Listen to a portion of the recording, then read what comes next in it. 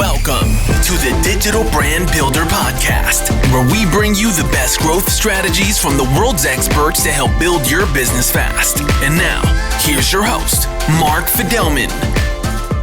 Hello, everyone. Welcome to the Digital Brand Building Podcast. Joining me today is Steven van Belleghem. And we're going to talk about how to create an offer you can't refuse. Now, it's not as simple as that sounds, if it sounds simple to you. There's a wide variety of things that he does to come up with that offer.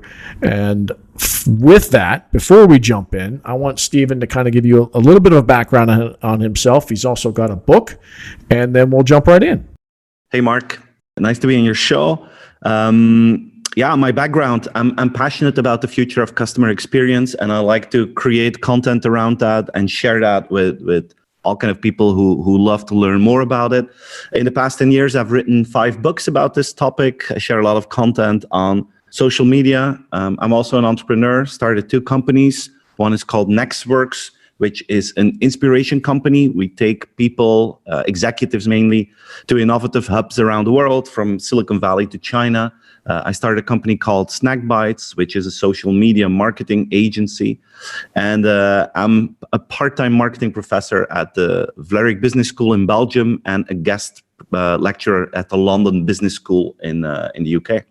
Wow. Okay, quite the background. 5 books, impressive. I've written 1 and almost died from exhaustion from doing it. It took me a year. I wrote every word, so 5. I can't even imagine. You're a glutton for punishment, but good for you. Thank you. I'm not jealous at all. All right, so let's jump in. So, creating an offer you can't refuse. First of all, what does that mean in your context, in your world? And let's start down the path of how you create that offer that someone can't refuse. All right.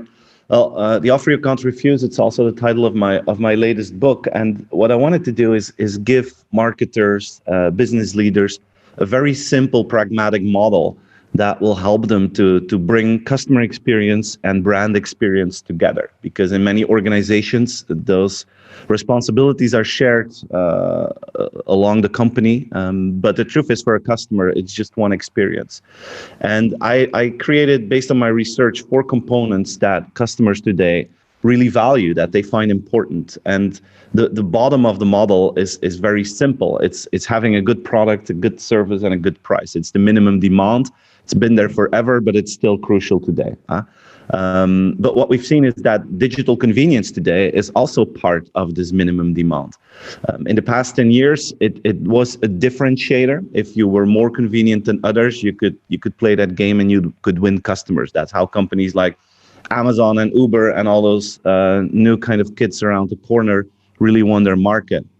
What you see today, and especially because of the big digital jump that we made because of the pandemic, digital convenience is just norm.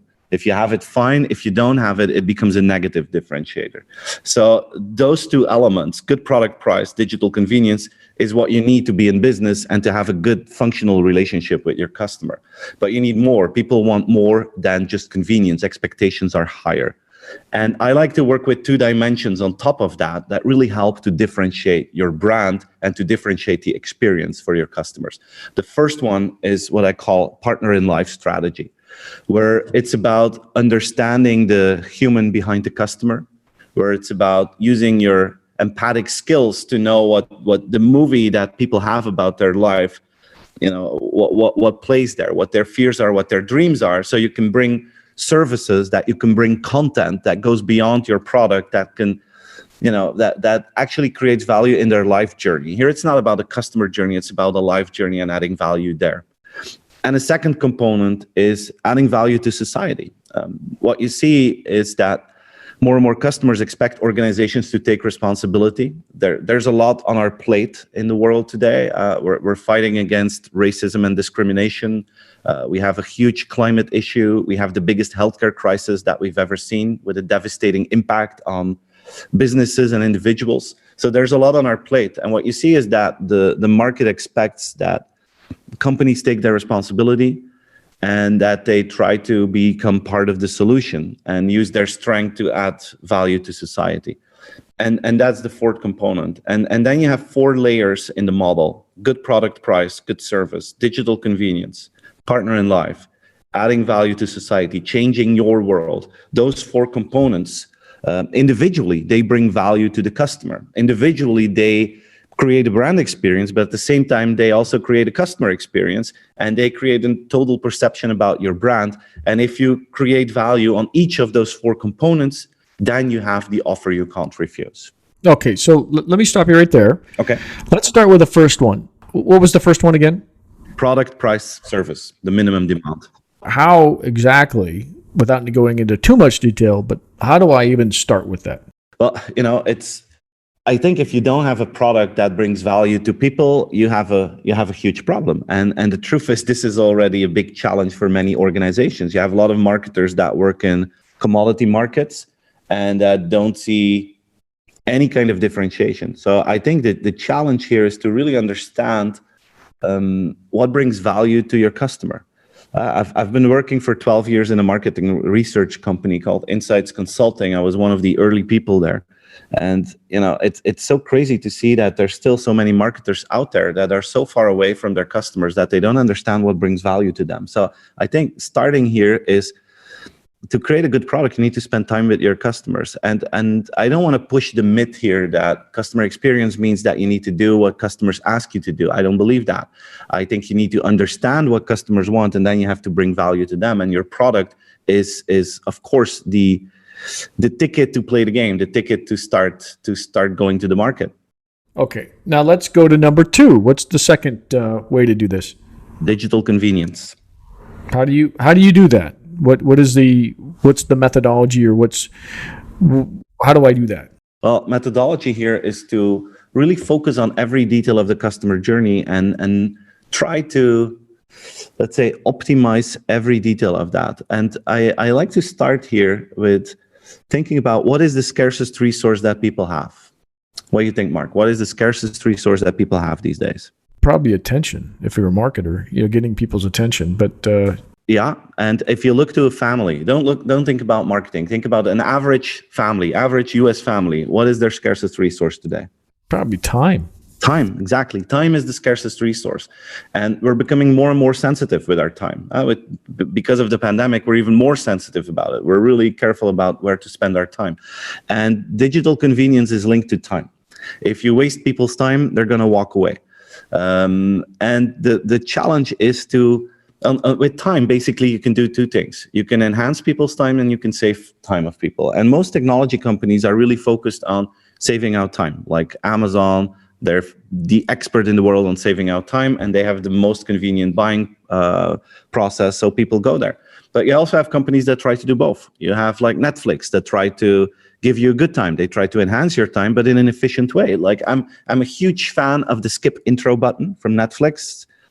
Every time I push it, I'm like, all right, I saved 30 seconds, and you know the consequence. Then you give 2 hours back to Netflix. That's the kind of relationship that you have with those guys now. And they're experts in both. So if you want to create digital convenience, it's about understanding a customer's time. How can you save time? How can you enhance time? And one of the very pragmatic methodologies that I like to use with my clients is to play what I call the friction hunter game. And I invite them to become friction hunters. And what I mean with that is very simple. You go through every digital process that you have from a customer point of view. And you look for every small detail where you are wasting people's time, where you create a small friction and you waste people's time. And then you make a list, very simple. And you make a list of 20, 30 kind of small frictions. I'm not talking about, our e-commerce is not frictionless enough. No, that's too big. You need to dive into the detail. What's wrong there exactly? And if you make a list, you will see that those frictions can be split up into groups. On the one hand, you will have a group of frictions that are very easy to solve. On the other hand, you will have a group that is more complex, where you need more time. My advice is always start with the easy to solve ones. And if there are a quick win, that means you can solve them without too much budget, and you can solve them without too much time investment, which means you can put a name next to them, and you can agree that they will be gone 2 weeks from now. And then you come together with all the friction hunters. You say, okay, that we remove all the frictions. And then you make a wall in your organization where you put stars on the wall with all the frustrations that you removed, and that becomes the wall of previous frustrations. And then you keep on going and you keep the rhythm going.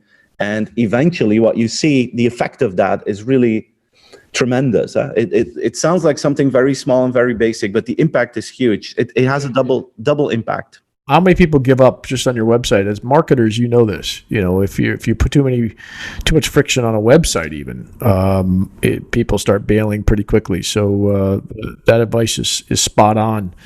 Let's move to number 3. What's number 3? Partner in life. So let's break that down for everybody listening. All right. Partner in life is about understanding the human behind the customer. This is not about your product and about your company anymore.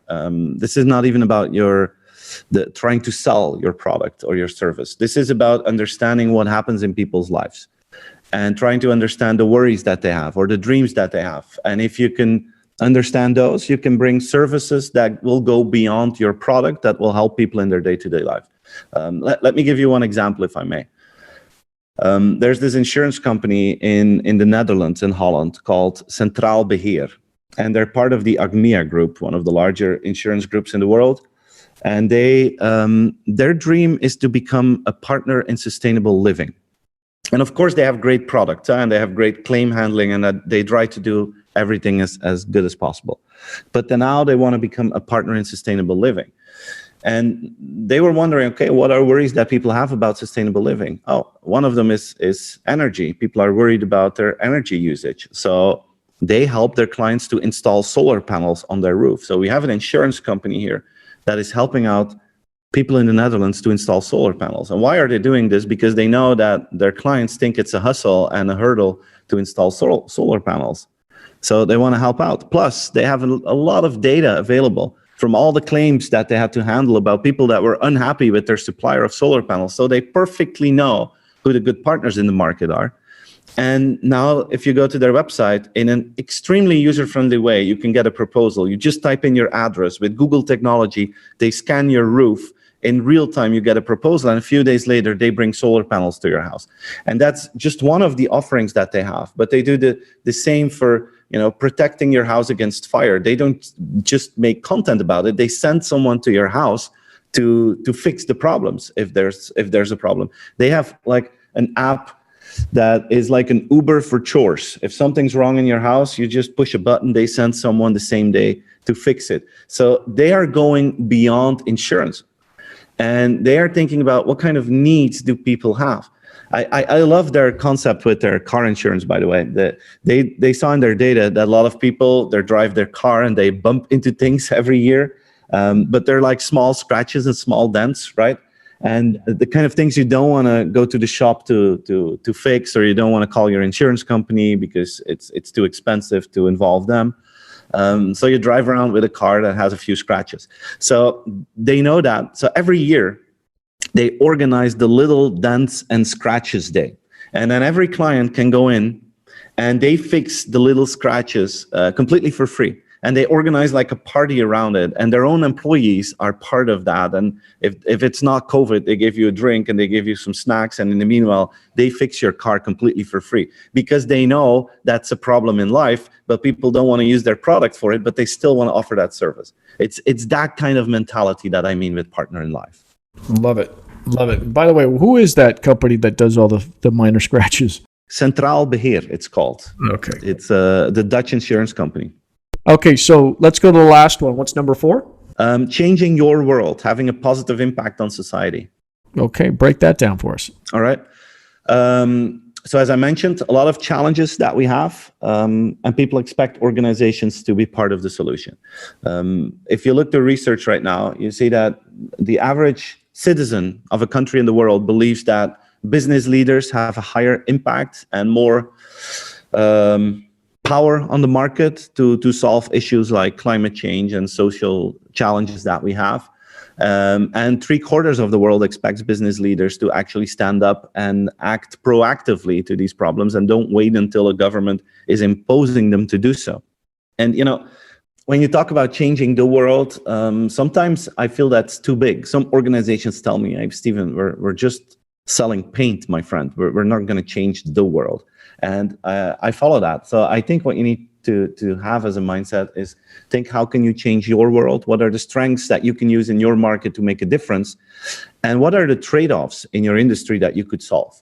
Because for many customers, when you buy something, there's a trade-off involved. We have to choose between privacy and convenience, or we want to buy something cheap and we know that it's not produced in an ethical way, or we like to travel and we know that it's bad for the planet. There's always a trade-off. Almost everything that we buy, there's a trade-off involved. And once you understand that trade-off, at that moment, you can start to think, how can we reduce the trade-off and how eventually can we eliminate it? One of the markets that this is really happening right now is the market of synthetic meat. Because like, I'm not a vegetarian. I like to eat meat. When I have a barbecue, I like to have a steak on the barbecue. That's me. I cannot help it. And but I know it's bad for my personal health, and I know it's bad for the planet, right? So what you see now is that this is a trade-off. And companies like Beyond Meat, Impossible Burgers, if these guys succeed in their mission, then they can reduce that trade-off, and maybe eventually they can eliminate that trade-off. So I think where you need to start as a marketer is look at the strengths that you have. How can you leverage those based on the trade-off that customers have to make when they buy something from your organization? Okay. And then, so those are the four pillars, so to speak. I don't know if you call it something else. How do you then take all that information, which is fantastic, by the way, and create that offer that you can't refuse? I think there are two dimensions here. On the one hand, this is a story about branding. All the things that you do, all those four pillars, they contribute to your brand. So I think you need to know what kind of brand experience you want to create and how you want to bring this to the market. But at the same time, this is a customer experience. Everything that touches the market, everything that you do that touches the customer is customer experience. The kind of product you make, the frictions on your website, the amount of pollution that you create for the planet, it all has an impact on the customer experience. So I think you need to understand that both dimensions are happening here. And if you know how you will want to bring your brand to the market, that's step number one. And then step number two is, how can you deliver? How can you deliver every single day? How can you prove every single day that you're serious about this over and over again? And if you succeed in that, creating that image and then showing up every single day, proving it to the market that you're serious about it, then eventually people will see it as an offer they can't refuse. All right. Well, with that, Stephen, that kind of concludes this podcast. I do want to give you the opportunity to talk about your book real quick, your YouTube channel, and how to reach you. So your YouTube channel is at Stephen Van. Well, I'm not even going to spell this out. It's going to be in the show notes, because there's no way anyone's going to be able to write this down. So just look in the show notes. But tell us about the book and how to reach you. Yeah. Best way to reach me is send me a LinkedIn message or go to my website, which is myname.com. We can put that in the show notes as well. So Stephen Van Belleghem. My book, The Offer You Can't Refuse, it came out in September, and people now know the content. They know what it's all about. So if they want to check it out, they're more than welcome to do so. If they don't want to read the book, they can go to my YouTube channel. I share a lot of videos there about the book. My keynotes are shared there. Every week I do an update about what's going on in this playing field. If they're not on YouTube, I share a lot of content on Instagram as well, where it's just my name as an account name. I'm on Twitter with Stephen VBE is there my Twitter handle. So they're more than welcome to follow me on those channels. All right. With that, I want to thank you, Stephen, and really appreciate you being on the show. It was a pleasure. Thanks for having me.